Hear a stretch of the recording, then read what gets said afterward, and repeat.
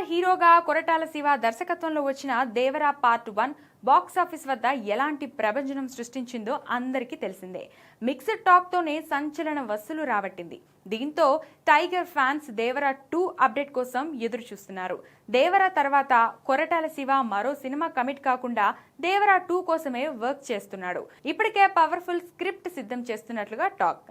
అయితే కొరటాల ఈసారి మరింత జాగ్రత్తగా అడుగులు వేస్తున్నాడు. సీక్వెల్ ను మరింత గ్రిప్పింగ్ గా ఎమోషనల్ గా తీర్చిదిద్దేందుకు స్క్రిప్ట్ ని ఫైన్ ట్యూనింగ్ చేస్తున్నాడట. కథలోని ప్రతి సన్నివేశం పర్ఫెక్ట్ గా ఉండాలని ప్రస్తుతం స్క్రిప్ట్ కు మరిన్ని మెరుగులు దిద్దే పనిలో నిమగ్నమైనట్లు తెలుస్తుంది.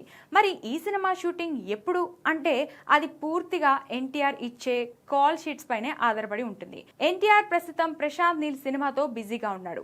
ఇప్పటికే ఈ సినిమా చాలా లేట్ అయింది, ఇంకా డిలే అయ్యే ఛాన్స్ ఉంది. అసలు డ్రాగన్ ఎప్పుడు కంప్లీట్ అవుతుందో చెప్పలేని పరిస్థితి కనిపిస్తుంది.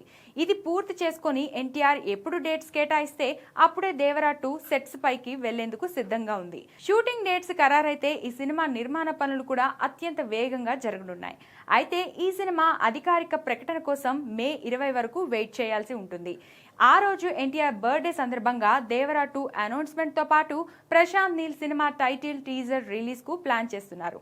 మొత్తానికి డ్రాగన్ తో పాటు దేవరా 2 కోసం టైగర్ ఫ్యాన్స్ ఆతృతగా ఎదురుచూస్తున్నారు.